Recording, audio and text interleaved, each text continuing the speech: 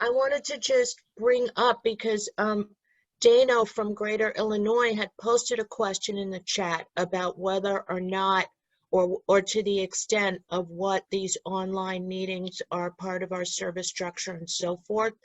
And I wanted to just speak a little to what Eastern New York Region had responded at our meeting about that. And I know Kentucky Survivors Area has their own perspective about, because your online group has been existing for several years. I know in Eastern New York Region, we actually created virtual packages from our Zoom accounts to provide to groups from areas in our regions that cannot afford their own Zoom packages. But one of the criteria was it had to be an existing group. So for example, there's a lot of concerns that they're just people that are wildly out creating meetings that are just individuals. And we wanted to determine if they are existing meeting home groups before carrying them on virtually as part of the, Eastern New York Region and as part of the groups in our area.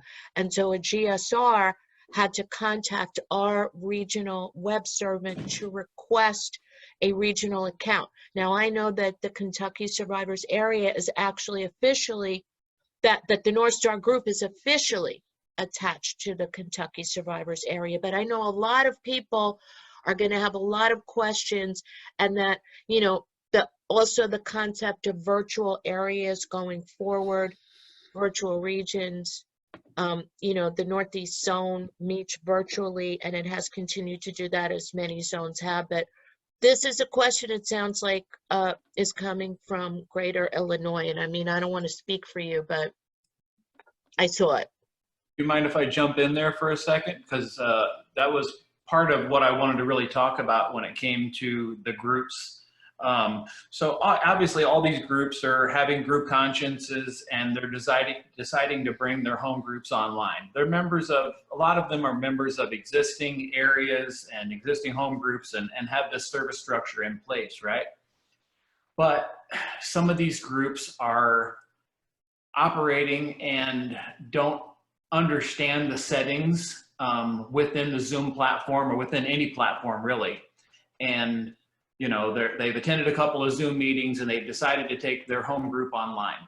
I've attended a lot of these meetings, and I've spoke to a lot of people regarding concerns about traditions, okay? I've been to a lot of meetings where the record button is on. Like, I know, for instance, this meeting is a service body meeting. We record service body meetings. I've seen places where you can save the chat features. I've seen places where you can, file share. There have been some concerns that have brought to me, because we, are taking these groups, these existing groups, and we're putting them up on our area and region websites of saying, this is where these meetings are now meeting at, okay? So when we have concerns like that, is it something that we should be concerned with other groups or areas or NA as a whole, that we know these meetings are operating, we're listing them on our online directories, and we know for a fact that traditions are not being followed, So what we have decided to do as an area is, today we are hosting a do's and don'ts, basically, of online meetings with the platform that we've chose to use with our area. So that way we can go through and show people like what those settings should be set up for hosts and for individual members, and how to change their name and understand what anonymity is, with all of this.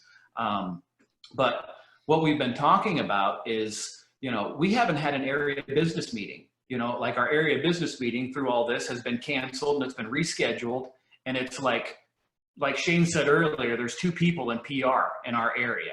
Now, luckily, we've joined with a few other areas local to us, so we all kind of metro. And, we get to make a lot of decisions that kind of help guide us in the right direction, right? So now we have a larger committee, and, I've been at one of these every week for the last 3 weeks. But like I say, it brings up some concerns of how these groups affect other groups, or NA as a whole, or our area or our region as a whole, when we are saying, here, come to our area meeting, This is a home group that's in our area. And if, for instance, if it was a regular meeting and the meeting was, for instance, broadcasting Facebook Live at the meeting and the people in the meeting, would we still be talking about listing those people in our directory? That's where I'm getting at. Dude, those are, I just want to give me 30 seconds here. I want to, some of you that have been around quite a while will understand what I'm saying here, and some of you that were new will give you a good perspective. It's kind of ironic, and it's kind of meant to be that years ago, and I won't go into a lot of detail, but years ago, the fellowship went through this same exact how do we transition situation when the internet was created. When we started creating online meetings and online groups and chat rooms, and NA survived, and NA.org was born, and we as a fellowship directed our fellowship what to do and how to do it. This is the true inverted pyramid at its best, but it's a matter of putting the work in to get it done right. All right. I'm just going to shoot straight. All right. You're absolutely right. All right. I'm an outreach guy. I've been clean 14 years. I've been doing outreach in the farthest depths of Appalachia and seen some of the most fucked up things you can think of in an NA meeting. And the way that we approach people in those situations, because what we want is a behavior change, right? We see behavior and then we feel, all right, this behavior is not in line with our guiding principles. And so we want to help initiate a behavior change to make it look more like something we understand as Narcotics Anonymous. And so there's an inventory on both sides of that. And that is the behavior, the initial behavior, and then there's the reaction to the behavior from us. And then that takes personal recovery on both sides, because it's personal inventory of people looking at themselves and what we think is right and wrong and all that. And so each situation is going to require a different approach based on how each person has lived their lives and how they function in their lives and how their reaction to the world around them, right? So that's a pretty deep thing, because I've dealt with having basic conversations after meetings at dinner with people and you know, in Southern Kentucky or deep Eastern Kentucky, and saying, hey, you know, in our meetings, generally, we kind of do it this way. What do you think about that? And there's and it's, you know, oh yeah, that makes sense. They just didn't know any better. Now there's some other stuff where they don't give a fuck. And that's what you'll get back. Is they'll, you know, it'll be, well, we're autonomous. Are you? If we have banded together as a group of home groups and have formed a group conscience on what we feel is appropriate and not appropriate, and we've created a structure that, you know, we come together, meet in our area, whatever, or co-op, or, you know, whatever you want to call it, you know, we set guidelines for our meeting schedule.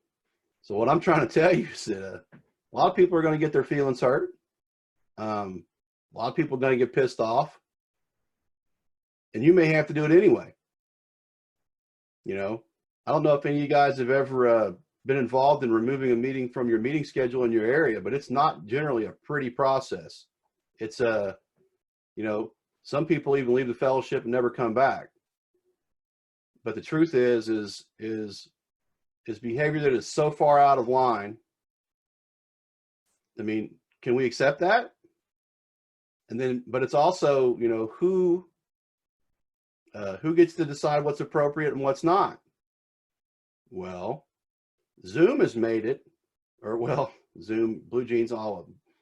Virtual meetings now, more people have the ability to get a coffee pot in their resentment than ever before. And the truth is, that's why we started. I mean, we started because we were like, we see the resources available, what we can do and all that. We're just going to do it. Fuck these people. I mean, we had a fuck you attitude. And that's one of the reasons that we've existed this long. But what if you have a fuck you attitude and it's constantly fuck you? So, I mean, I understand your question and the situation you're describing better now than I did last week, based on the context that you gave. Is that there's going to be a lot of new opportunity to act out on defect, but also to apply a principle. You know, so the 12 steps always come first for all of us, and then in group settings, you know, the traditions and the concepts. But you have a very valid point, and you know what? Each service body is going to have to address that how they feel appropriately, based on what their guidelines, their existing guidelines are, or do they need to create new guidelines? Because we had that conversation when we had to remove some meetings from our meeting list. I'll be very specific so you understand. We had some patient brokering going on where we live. People were coming into NA meetings, recruiting people to go to treatment, and they were making money off of it. Oh. Some of them had area positions. They started groups that they knew couldn't be attended by certain people because their home groups were at the same time, and in locations where there wasn't existing NA. And we confronted them in the area meeting a couple times. We asked them to change. They wouldn't change. And finally, we removed them. But it split our fellowship. You know, we lost some people. But it was still the right thing to do. Right. People can't be making money off our fellowship. They can't be here for shit other than recovery. You know, it just can't. We got to stand for something. And so this is going to bring, or this arena, I'm going to say arena, this arena that we're all in right now is bringing the opportunity for those mistakes and behavior. It's much greater, but it's also, and this is something I want to say too, it's also the greatest opportunity for mentorship that we have ever had, in order to bring our experienced members in contact with our inexperienced members and show them how to apply principles. And so I have tried to be very mindful of my behavior recently. I mean, especially in the last 2 or 3 years, but I mean, even in the last month, I have a microscope on my personal recovery, because you can turn somebody off with the snap of a finger by one. You get one chance to make a first impression, right? And all of a sudden now we're getting a first impression every day with a new meeting we go to. And it says in the traditions, you know, by visiting various groups, we get our understanding and application by visiting, you know, whatever. But so I think you're right. I mean, that's a real thing. And you know what? It's going to get ugly. You know, some of it already has. Yeah, I mean, it is. And then, so then here's where we go with that. If it's gotten ugly, people need to inventory their behavior, and we need to be honest with our sponsors, and we need to say shit in the open. That's something I've always been taught, is if you have something to say, you say it in the open in front of everybody, so everybody knows what everybody said. So you can draw back down the road and you can say, hey man, you guys saw me, you saw what I said, how I behaved. If you do something fucked up, make an amends for it. That's real. Making an amends in front of everybody when you're an asshole in front of everybody is a real thing. I've had to do it. You know, we experienced some stuff in our group conscience last night or yesterday that was, you know, we're all thrust into this right now, and we're fucking quarantined and we're isolated and all that. So yeah, you're right. I mean, but in the end, you're really only going to reach people who apply principles, man. And then we need to remind ourselves that, hey man, they're not willing to apply principles, so I can't fucking do nothing about that. And then Edward was here, and I don't know where he went. Edward was here. You know, they went as far as sending out a letter. Shane, there is something you can do about it. The good thing you can do about it is not support it and continue the positive message of NA. Yeah, well, that's what I was getting at. If you look at your experience in face-to-face groups over the years, every area has had and has meetings that are not run or giving the proper message. And I firmly believe in a higher power, like all of us do. And those meetings tend to fall off. They don't tend to grow into their own new fellowship. Narcotics Anonymous is here to stay because the foundation that was given to us decades ago was one that's very, very stable. And as long as we babysit it, love it, respect it, nurture it, the bad stuff, no matter what environment, whether it's online or not, is going to get taken care of by somebody bigger than myself. But I have to continue to look at me and continue to try to be honest and say, well, am I doing the right thing? And the rest of it will get taken care of.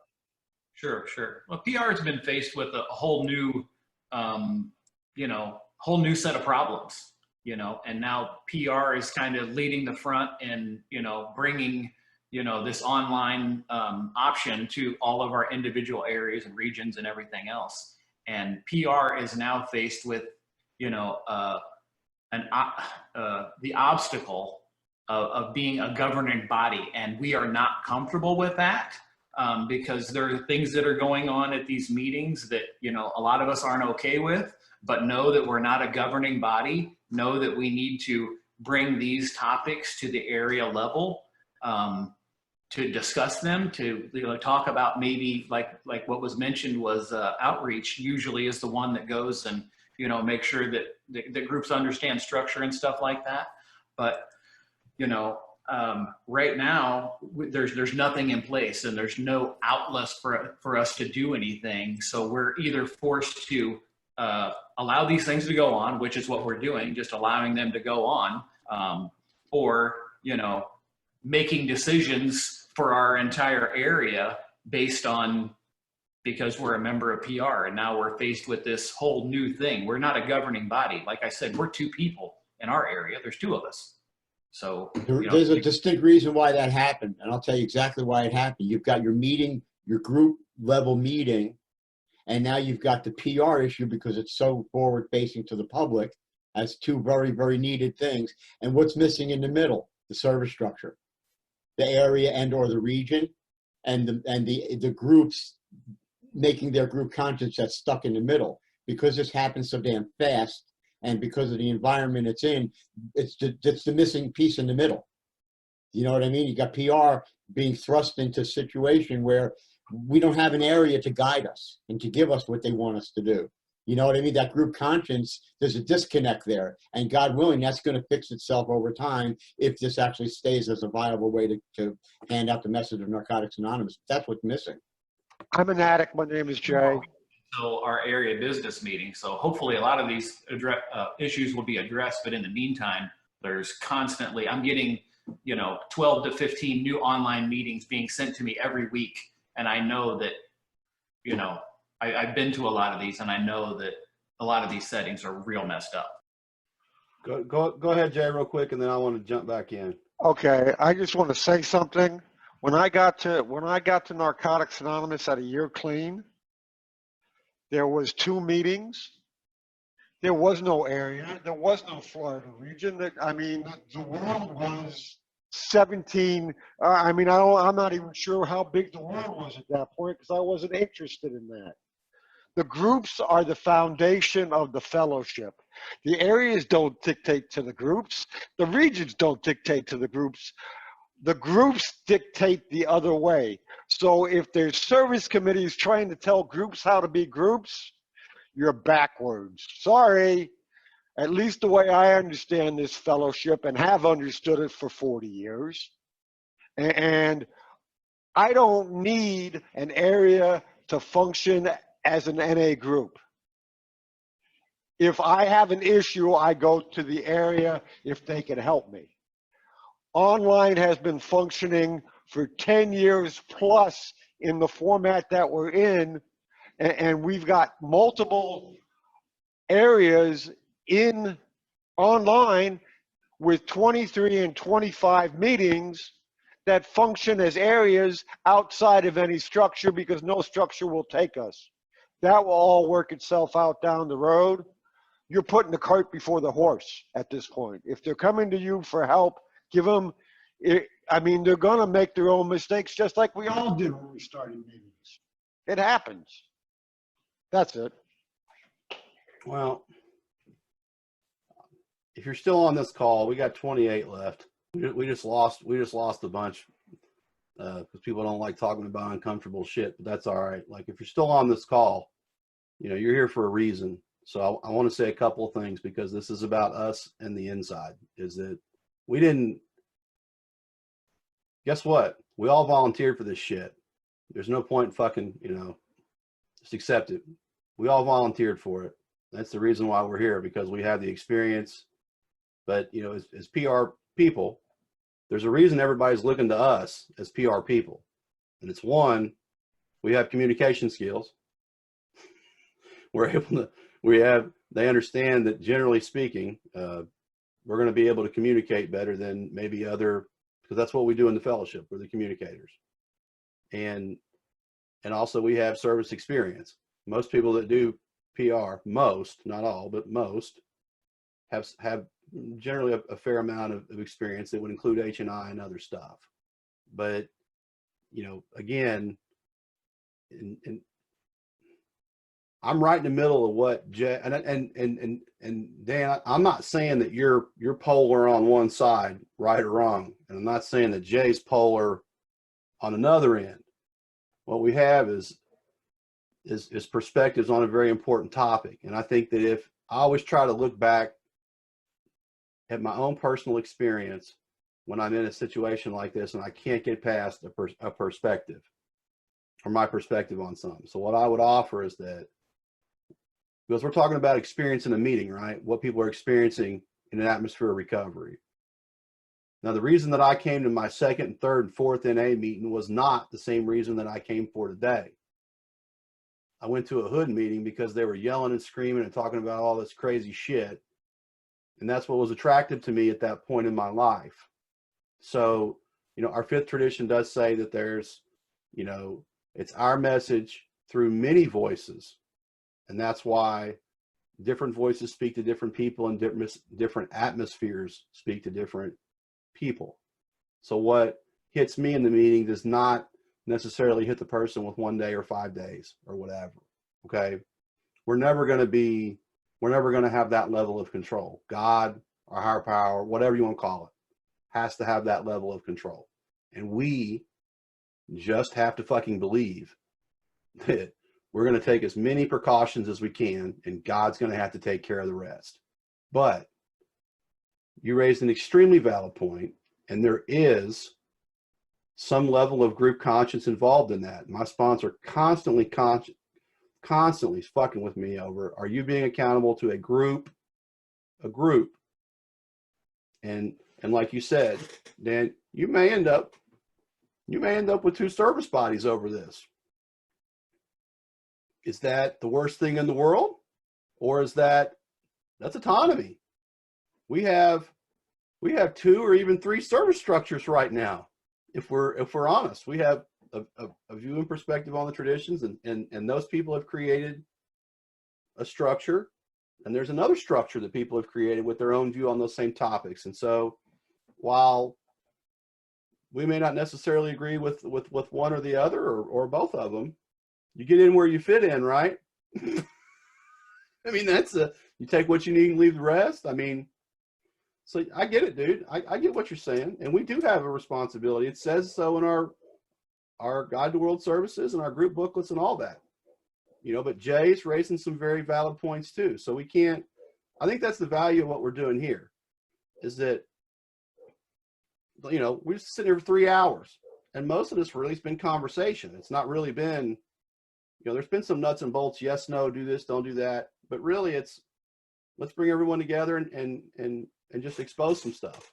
So I don't know what it really is for you, but I can tell you this, being in your position in my past experience, a deep and fearless searching personal inventory with people who know me well, inventorying my behavior as well, is always the best, because it's something I remember now what I wanted to say is I'm looking at all y'all's faces on the fucking screen. And the reason you guys are listening is that you know and you believe what an opportunity for growth.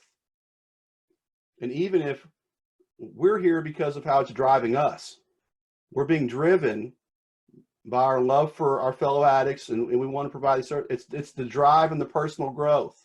That's what this virtual offers, is that the drive and growth in our own personal experience and who we can become, who God really wants us to be, and what's available to us that wasn't before. What God wants for us is now real. And if we don't take time to do the personal inventory as trusted servants and own our mistakes and our successes, we miss the opportunity to grow. That was a total soapbox shit, and I'm going to come off of it now. What are we seeing in the chat, Hal? Wilvina, you want to? Yeah, that's what I was going to say. Well, let Wilvina address that.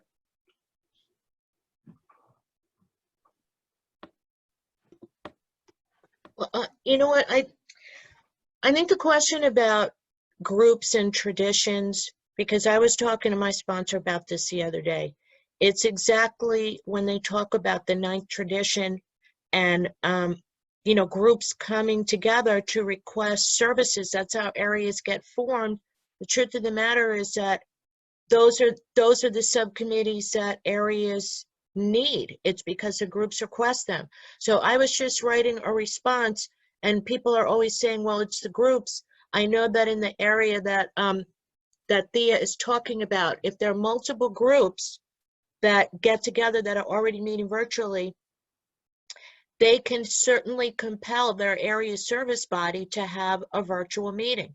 Now, you know, the difference too between whether or not, you know, effective leaders are reaching out and getting the pulse of what their groups want to do. For example, if a couple of groups come together, and I was getting ready to mention, there are groups meeting virtually, Astoria Recovery, Conscious Contact in that area, a couple of other groups that are already meeting.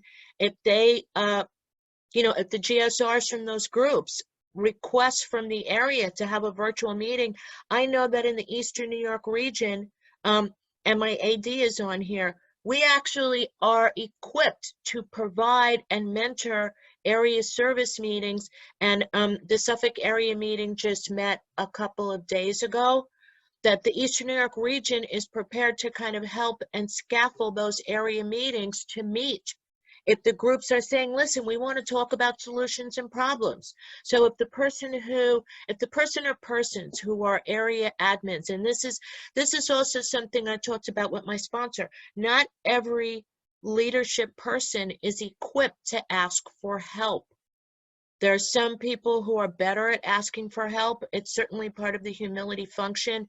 People that need help with certain skills that they're not equipped to do, they get humble and they ask for help. There are other people that are not asking for help and they don't know how to do stuff.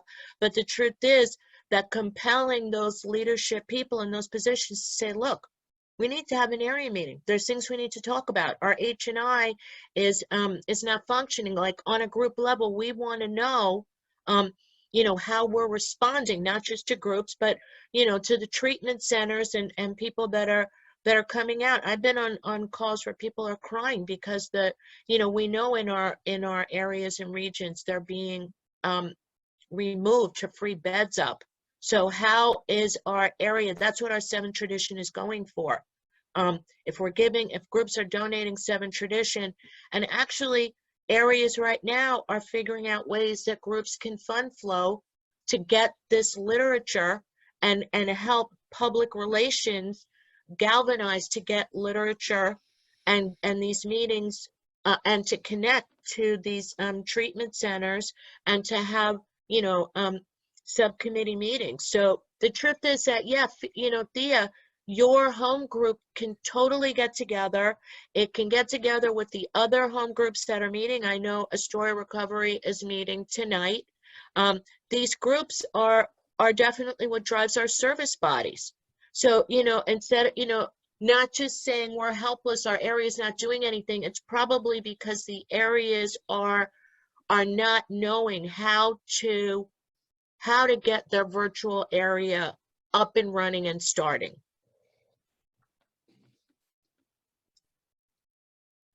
Matt S. had a question before Wolvina, and I passed it over. He wanted to speak on the topic. I'm sorry about it taking so long, Matt, but Matt does want to speak to something. Now get in there, Matt.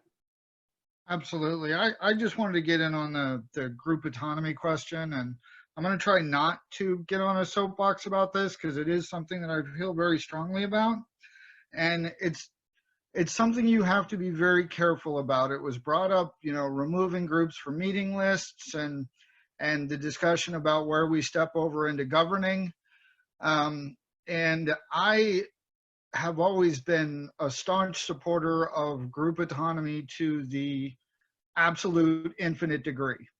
The reason being that if service bodies start deciding who is NA, my understanding of the traditions can be very different than someone else in a different area or group. And, who makes those decisions is important.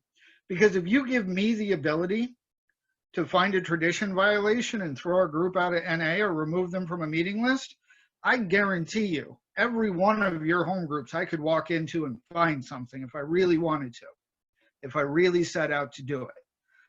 So, and a lot of this goes back even farther, and it's funny to watch the twist because, to give you an example, I am very much against the idea and the concept of the baby blues. It's just something I've never supported. I understand the perspective of it, but I have some issues with the way that it's been handled. But I have stood up on my own area and my own region and made a statement that we have no right to remove those meetings because they're doing something that I don't like.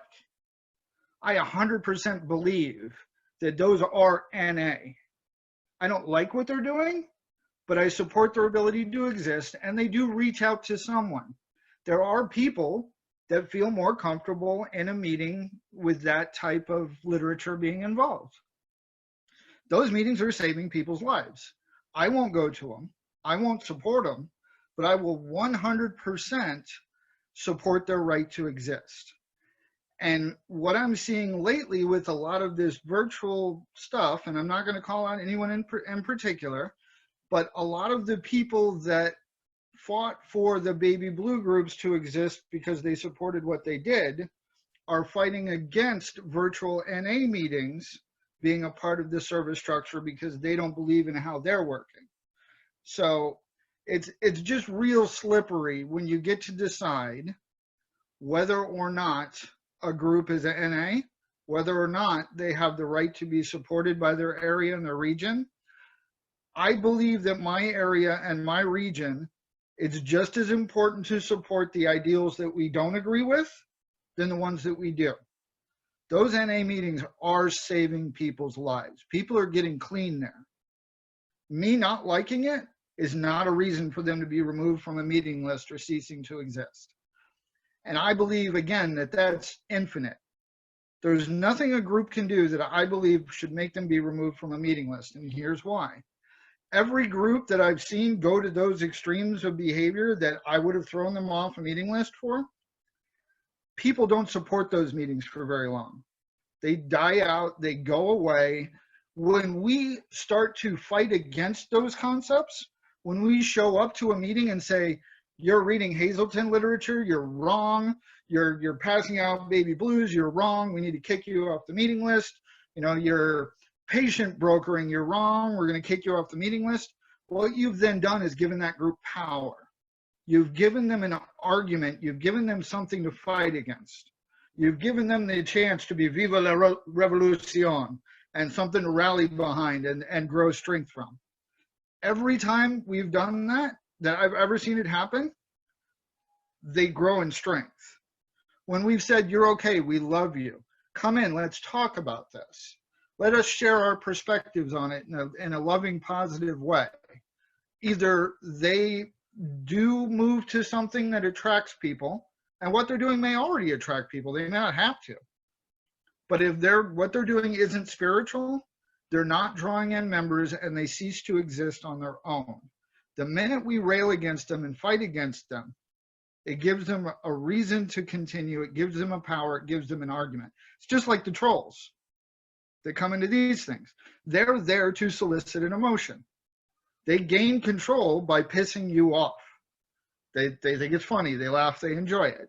There are meetings that have that same perspective. Fighting them is not the answer. Just like an addict. If you tell an addict, no, you have to just stay separate and go do your own thing you're not a part of, that person's fucked. They're going to rail against and they're going to run and they're going to die. Groups have the same ideal. If you bring them into the fold and you love them anyway, and you have the discussion, either what they're doing is working and it doesn't matter, or what they're doing isn't and they'll die on their own. And that's just my perspective on this group autonomy, kicking meetings out of NA discussion. And it's something that I feel very strongly about. So I just wanted to make that statement.